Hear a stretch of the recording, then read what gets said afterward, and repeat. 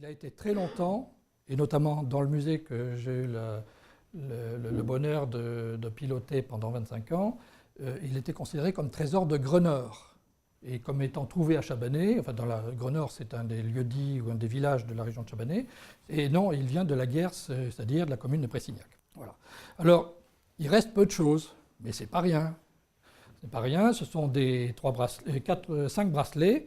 Vous avez des bracelets à tampons coniques comme ça, qui sont des bracelets ouverts, en argent massif, qui sont un joli poids d'argent. Bracelets en or, avec un jonc plano-convexe ou légèrement circulaire effilé au bout, et puis 2 bracelets en argent. Et avec cela, vous aviez une petite boucle d'oreille, qui est un simple croissant d'or, qui était pincé sur l'oreille. Les oreilles pouvaient être percées aussi. Et puis une bague en argent, dont le chaton a disparu, une intaille, c'est-à-dire une pierre comme une cornaline gravée, ou bien un ersatz en pâte de verre. Et puis un petit anneau polygonal, dont on suppose qu'il appartient bien à ce trésor, parce que moi j'ai trouvé ce trésor mélangé avec d'autres. Et il a fallu réattribuer chaque pièce au trésor de la Guerse, au trésor du Veillon, et c'était un petit peu compliqué. Voici les objets qui ont été acquis par Fortuné Parenteau, qui était le premier conservateur du musée départemental d'archéologie de Loire-Inférieure à l'époque, qui est devenu le musée d'Aubray ultérieurement.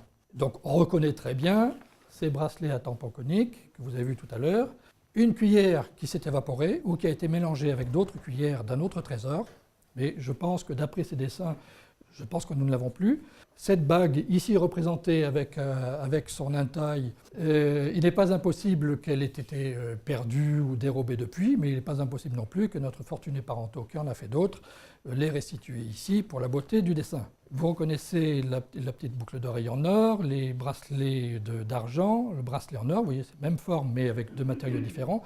Et puis ce fameux petit anneau, qui n'est pas tout à fait le même que celui qu'actuellement on a attribué au trésor, mais qui n'est peut-être pas le bon, parce que vous voyez, il est polygonal, hein, bien sûr, mais il y a des petites... enfin, il a été dessiné de manière un petit peu différente, pas aussi adoucie que... et l'anneau que nous avons retenu comme étant celui de ce trésor, et comme celui dont il a été fait le facsimilé. Donc il nous reste, qui ont été achetés par Fortuné Parenteau, qui a été conservateur entre 1860 et 1882, il reste un bracelet d'or, il reste 4 bracelets d'argent qui sont des bracelets d'argent à extrémité plus ou moins effilées, ici vous voyez que ce n'est pas tout à fait le cas, les bracelets à ouvert ovale à tampon en conique, d'un type très particulier et très reconnaissable, la fameuse bague, la boucle d'oreille et l'anneau, voilà. Et en plus, il a été acheté une cuillère en argent.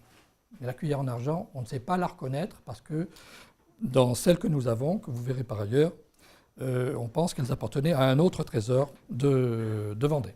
Et puis il y avait autre chose. Il y avait donc ce vase. On ne cite pas dans la description, dans cette description-là en tout cas, on ne cite pas la présence d'un vase à décor et un vase en bronze émaillé. Mais il n'empêche que le Metropolitan Museum of Art de New York a fait toutes les recherches nécessaires. Ce vase est donc conservé à New York. Il est fait en 2 pièces ici brisées. Il devait avoir 2 anses. Ici, je ne suis pas sûr que l'on ait exactement l'emplacement où se situaient ces 2 anses. Et puis une base que l'on ignore.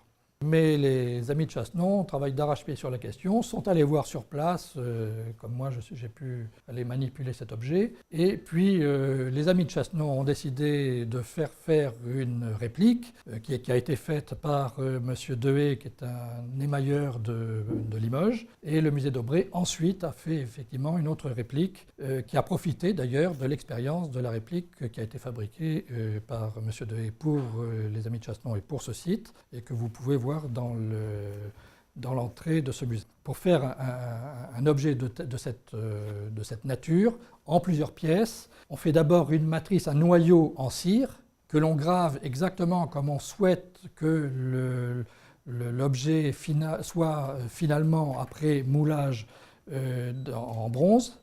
Donc cette cire a été gravée.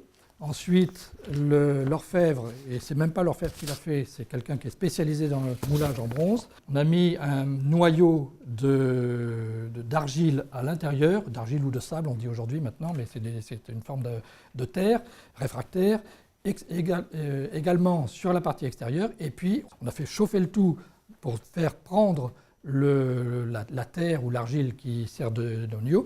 La cire est partie, a coulé, et dans l'interstice, on a coulé du bronze. Alors le bronze, vous savez très bien, c'est un alliage de cuivre, d'étain, à peu près 20% d'étain, qui rend le cuivre facile à couler et à modeler. Voilà l'épreuve que ça donne. Donc vous avez une épreuve qui est brute, qui a déjà été un petit peu travaillée.